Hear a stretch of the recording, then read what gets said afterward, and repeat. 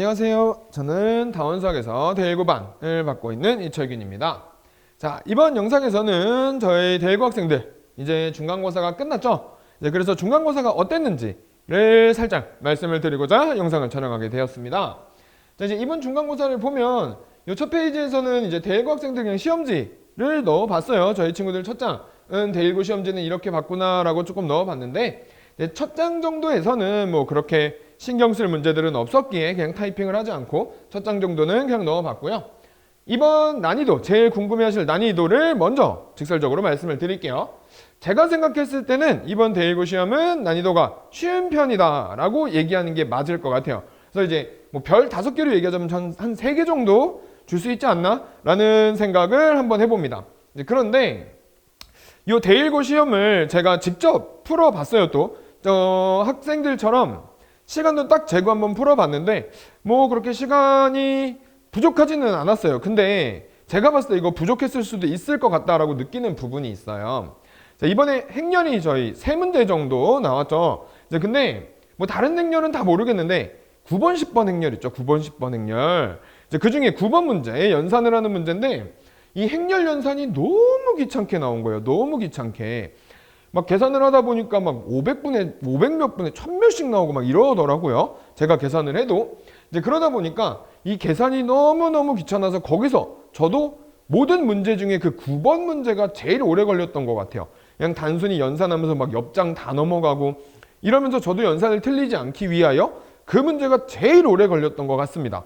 이제 그래서 이 연산이 좀 귀찮았을 거다라는 생각이 들고 다만 어려운 건 아니에요. 그냥 진짜 단순히 반복하는 연산이기 때문에 어려운 건 아닌데 이 연산이 정말 짜증났을 것 같아요. 그랬을 것 같고 이 객관식도 제가 생각했을 때 이게 선행을 안 한 친구들 입장에서 그냥 정석적인 루트로 정말 고등학교 1학년의 루트로 풀었다면 이것도 계산이 많이 복잡해서 시간이 조금 부족했을 거다라는 생각이 들거든요. 그래서 저는 혼자 풀면서도 학생들 입장에서 푼다라고 생각해서 정석 루트로 간다고 해도 판별식 쓰고 뭐하고 해도 뭐 연산이 좀 이렇게 그래도 학생보단 빠를 거니까 이제 그래서 시간이 좀 남았던 것 같은데 진짜 정석대로 갔으면 정말로 시간은 오래 걸렸을 거예요. 근데 다만 처음 보는 문제는 전혀 없었던 것 같아요.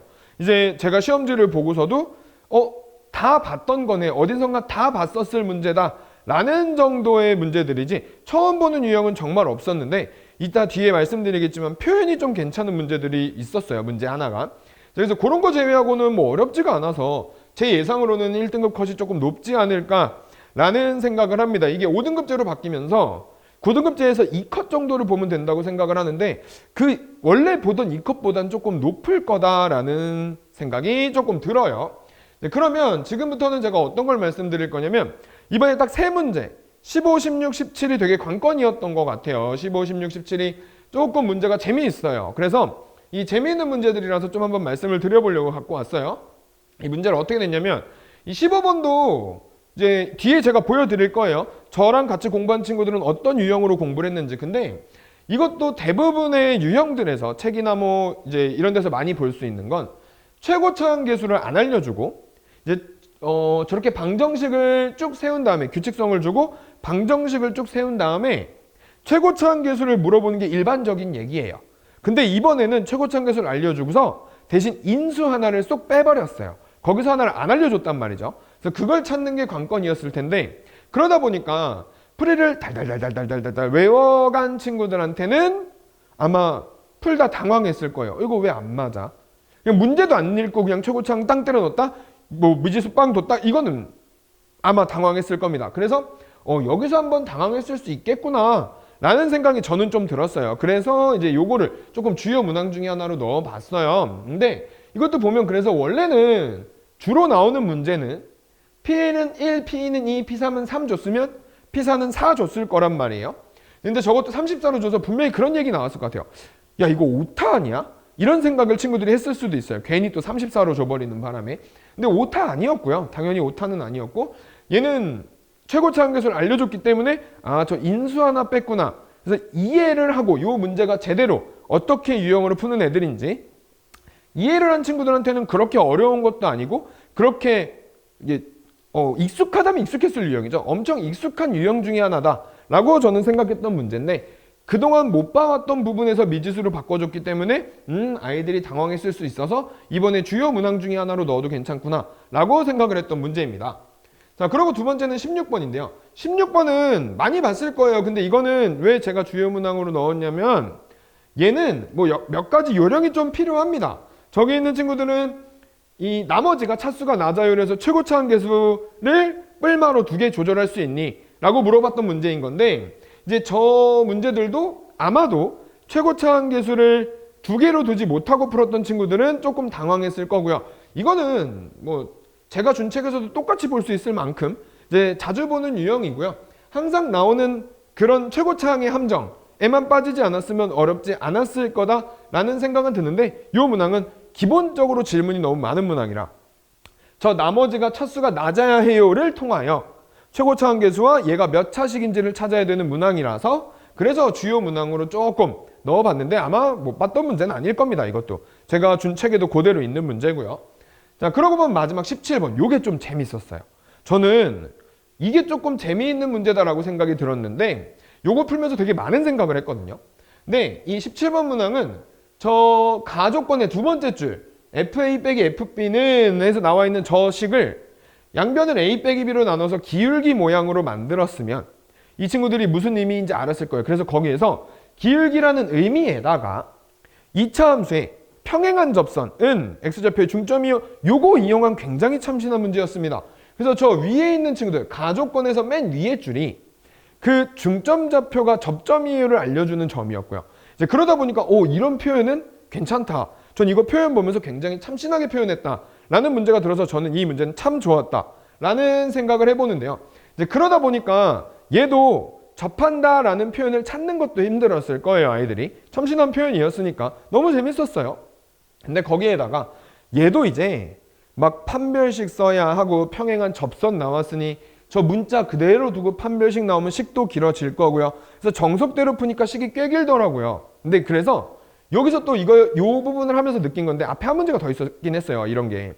근데 이런 거 하면서 느낀 건데 이번 시험은 미적분원을 선행한 친구들이 조금 유리했을 거예요. 시간 단축하는데 굉장히 편리하거든요.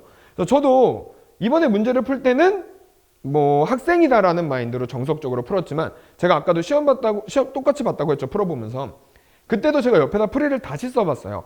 내가 만약에 선행을 했다면 내가 미적분원을 선행을 했다면 하니까 풀이가 3분의 1 토막 나요. 이제 그 정도로 여기서 조금 시간을 단축하고 아까 그 풀어봤던 9번 문제의 연산의 시간을 좀 투자할 수 있는 이제 그런 부분의 문제들이 아니었나 싶고요. 서술형은 여기서 중요한 거예요. 서술형은 배점이 10점짜리가 3개죠. 이번에 하나 줄어서 총 30점인데 이번 서술형이 너무 쉬웠거든요. 정말로. 너무 쉬워서 전 주요 문항의 서술형은 갖고 오지도 않았어요. 그러면 이게 이제 뭐가 관건이냐면 이런 문제들은 식이 분명히 정석대로 풀면 길다고 했죠. 15, 16, 17번 아마 다 그랬을 겁니다. 이제 그렇게 긴 문제들인데 얘네들도 뭐 어려운 건 아니지만 풀고 넘어갔으면 다행인데 혹여나 시간이 부족했다라고 하면 이건 무조건 서술형 먼저 넘어갔어야 돼요. 제가 저희 반 친구들한테도 그렇게 많이 얘기했는데 객관식 풀다 시간 없으면 서술형 넘어가라 그렇게 많이 얘기했는데 이 서술형 30점은 거의 날로 먹을 수 있었던 거거든요. 그래서 이런 문항이 시간이 오래 걸렸을 때에는 이 서술형을 먼저 넘어가서 이거부터 하고 넘어와야지 라고 시간 분배를 한 친구들이 좀 유리했을 거예요. 그 정도로 서술형을 먼저 넘어가는 게 훨씬 편했던 문제들입니다. 이제 그래서 제가 생각한 주요 문항들은 요 정도, 세 문항 정도라고 볼 수 있을 것 같고요. 그 다음에 이제 여기 제가 주요 문항들을 갖고 왔을 때 저는 어떻게 공부를 시켰는지를 좀 말씀을 드려보고 싶은데 아까 말씀드린 이 문제가 좀 재밌었다라고 했던 게 이 15번은 저도 저렇게 바꿀 수도 있네 라는 생각이 들었다고 했죠. 그게 여기 보면 저 옆에 두 문제를 제가 갖고 왔는데 이거 똑같은 문제거든요. 그래서 요 밑에 있는 것도 되게 이건 요 밑에 있는 107번인가요? 요 문제는 목동고 프린트에도 들어있는 문제입니다. 이건 목동고 프린트에도 들어있는 문제고요. 그 정도로 기출문제여서 자주 보게 되는 유형인데 얘도 좀 모양을 어렵게 바꿔놨다고는 하는데 이 친구들도 그냥 저렇게 안에 있는 애와 밖에 있는 애, 괄호 안에 있는 친구와 밖에 있는 친구의 규칙성을 주는 문제인데 쟤는 규칙성이 하나가 안 맞죠. 이제 그렇게 바꿔줬기 때문에 그러면서 조건을 최고차항을 줘버린 거란 말이에요. 이제 그렇기 때문에 문제가 재밌었다라고 볼 수 있는데 전혀 이걸 말씀드리고 싶었어요. 전혀 못 본 유형은 아니에요. 똑같이 풀면 됩니다. 다만 미지수 위치만 바꾸면 돼요. 이제 그렇기 때문에 암기를 달달달한 친구들한테는 당황스러운 문제다라는 걸 좀 이해시켜드리고 싶어서 과거 문항이고요. 16번 같은 경우는 아예 그냥 거의 비슷합니다. 문제가 거의 비슷해서 여기도 보면 똑같이 이제 4제곱 빼기 제곱 똑같이 나오죠. 최고차 한계수 함정으로 주는 문제를 똑같이 준 문항이라 이거는 무난했다 볼 수 있었던 유형이에요를 말씀드리고 싶어서 갖고 온 유형입니다. 그냥 저랑 공부했던 책에서 똑같이 나온 거예요. 그리고서 여기서 보면 얘도 이제 그나마 좀 비슷한 걸 갖고 와봤는데 참신했다고 했죠. 그래서 여기 오른쪽에 있는 저랑 같이 공부한 문항 중에서 하나도 이건 또 제가 마지막에 줬을 거예요. 대일고 친구들 이런 거 나오지 않을까? 라고 해서 마지막에 준 문제들에 껴있는 건데 이것도 보면 좌표잖아요. 좌표. 저기 있는 좌표 얘기를 쟤는 저렇게 기울기를 식으로 표시해 준 거예요. F로. 여기 Y를 F로 바꿔서 얘기해 줬다라고 생각하면 되는데 그래서 이것도 평행한 접선의 중점을 이용하는 문제예요 해서 전혀 못 보던 문제는 아니었을 텐데 얘는 저도 인정합니다. 저 표현을 참신하게 똑같이 읽지 못했다면 아마 나온 문제인지 아이들은 몰랐을 거예요. 이제 그렇게 생각을 하는 문제라서 못 본 문제가 없었을 거다라는 얘기에 좀 근거를 달아드리기 위하여 이제 저희가 공부했던 유사 문항들을 갖고 와봤습니다. 자, 그러면 이제 여기서부터는 유사 문항들을 이렇게 봤잖아요. 저희가 공부를 이렇게 하는 거 뭐 중간고사가 이랬구나. 못 봤던 문제들은 없었겠구나를 여기까지 설명을 드린 건데 이제 그러다 보니까 제가 주요 문항만 갖고 와서 그렇지 사실 나머지 문항들도 너무 자주 볼 수 있었던 문항들이 너무 많았어요. 너무 많았던 거라 이제 처음 보는 처음 문제가 신박해서 당황스러워요.